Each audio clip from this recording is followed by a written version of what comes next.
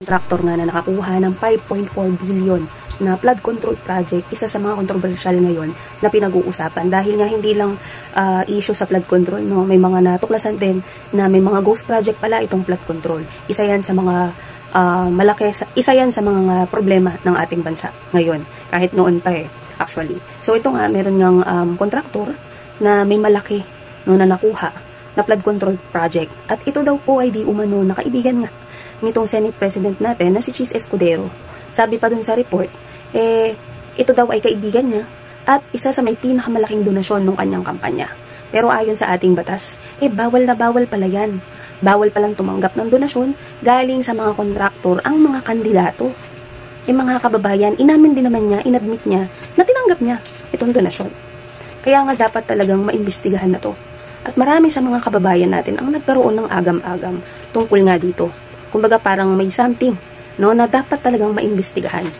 Katulad nga, kung mai-connect lang natin, no, na yung naging desisyon nila dito sa impeachment ni VP Sara. Kumbaga dito, para sa akin, mapapaisip ako. Kaya ba ganito yung naging desisyon niya? Dito sa issue sa impeachment, dahil malalaman din talaga. Ito na nga yun, yung time na yun na lumabas na, may mga lumabas na nga na issue. Dahil alam niyang pwedeng gamitin to sa kanya ni VP Sara.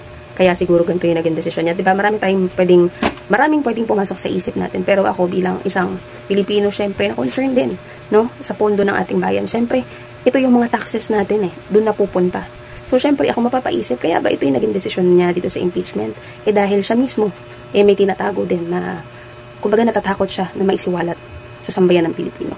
Sa mga naging reaksyon ng ating mga kababayan tungkol sa isyong ito, dahil alam naman natin, ang ating mga kababayang Pilipino gusto lang naman ng accountability at transparency dito nga sa mga palpak na proyekto at maling paggamit ng pera ng taong bayan. Ayan ma'am, magandang tanghali po, no? Bali, isa nga po sa issue ngayon is yung sa flood control projects. Bali, may contractor po kasi na nakakuha ng 5.4 billion. At sabi po nila ito ay kaibigan at campaign donor ni Senate President Chis Escudero. Ayon naman po sa ating batas, bawal daw pong tumanggap ng campaign funds or kahit na anong donasyon mula sa contractors ang mga kandidato. Tingin niyo po ba dapat na siyang magbitiw bilang Senate President at simulan na nga ang investigasyon ng violation na ito? Kaya pala gano'n na lang naging desisyon niya sa impeachment. May sarili rin siyang tinatago. Baka kasi mabuking ang sarili niyang kalokohan. We're not sure. Hindi na naman kasi tinatanggi ni Chis Escudero na tumatanggap siya ng mga donasyon mula sa kontraktor na sangkot sa isyu ng kampanya niya. Pero kung iisipin mo, alam naman nating bawal yun. Malinaw sa batas na hindi pwedeng tumanggap ng donasyon mula sa mga kontraktor. Diba? Bukod pa dyan, nariyan pa ang matinding issue ng corruption sa mga flood control projects. Isipin mo yun. Talagang kailangan na itong imbestigahan. Sa tingin ko, mas mabuti na rin siguro magpahinga muna siya sa politika para ayusin ang mga kinakaharap niyang problema. Malay mo, meron nga talaga, di ba?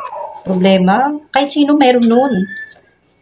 Kaya nga dapat, muna siya, malis muna siya sa ganun. At saka, lalo na't hindi na rin naman siya nagagampanan ng maayos yung mga trabaho niya. Tama naman, di ba?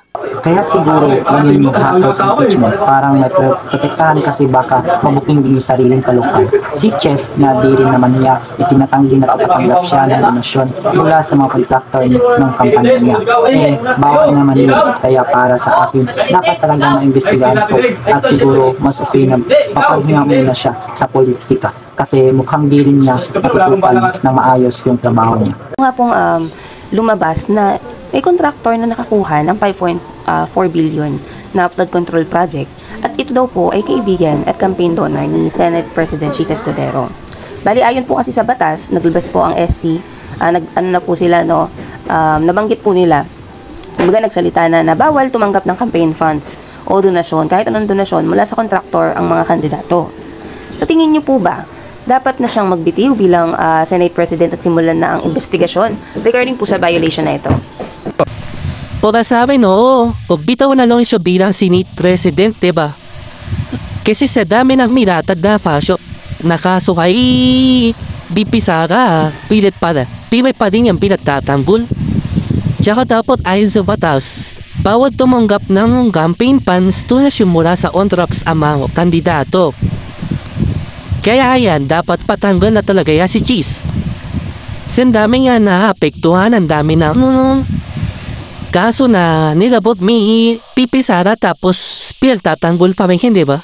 Kung totoong kontraktor, kung ang kontraktor ay nakakuha ng flood control projects or sabihin natin magkaibigan at isang campaign donor ng mga Senate President, syempre may paglabag sa batas na may batas tayo na ipinagbabawal na tumanggap, di ba? Tumanggap ng mga donasyon mula sa mga kontraktor, di ba? So, mahalaga yung magsagawa ng isang malalim na investigasyon.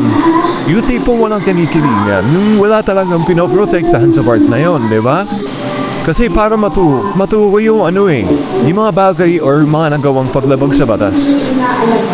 So, mahalagang lakbang yun para mapanatili yung integridad ng Senado at ang tiwala ng publiko. Lalo na ngayon, para sa akin talaga, kailangan magbitiw na siya sa pwesto. Umalis na siya sa pagiging Senate President na yan. Kasi nakakahiya yun. Galing na rin mismo sa bibig niya yun Inamin niya na tumanggap siya ng mga donasyon. Diba? Ayan na, magandang tanghali po, no? Bali, usap-usapan po kasi sa social media, ito nga pong mga nahalongkat regarding po sa issue dito sa flood control. Bali, may contractor po kasi na nakakuha ng 5.4 billion, parang isa siya sa may pinakamataas, no, na nakuhang flood control project. At ito po ay di umano kaibigan daw at campaign donor ni Senate President Cheese Escudero. Ayon po kasi sa batas, bali naglabas din po ng statement ang SC, no, na bawal tumanggap ng campaign funds or kahit na anong donasyon mula sa kontraktor ang mga kandidato. Tingin niyo po ba dapat na siyang magbitiw bilang Senate President at simulan na ang investigasyon ng violation na ito? Magandang tanong yan. Para sa akin, kaya pala ganun na lang yung pagharang nila, di ba, sa impeachment trial ni VP Sara. Kasi may tinatago din lihim. So, para sa akin, dapat talaga imbestigahan na to. Yung issues about sa flood control. Kasi isa yun sa binabanggit ng presidente, yung zona niya. Dahil sa mga kumukontrata at palpak na serbisyo, kaya matindi talaga ang pagbabaha dyan. Sa mga lugar na yan, sa tingin ko rin dapat din magbitiw na siya. Kasi, kailangan niya nang harapin yung mga mga akusasyon sa kanya. Diba? Sana magbitiw ka na, Cheese Escudero. Oo naman, kasi sa ginawa niya na ganong sistema dapat pa ba siyang umupo? Pera ng taong bayan yun. Tsaka napatunayan naman na walang nangyari sa higit na 5.4 billion. Diba? Kaya tama lang magbitaw na lang siya kasi hindi natin kailangan ng mga ganyang senador. Kasi tayo lang din mahihirapan. Yun lang.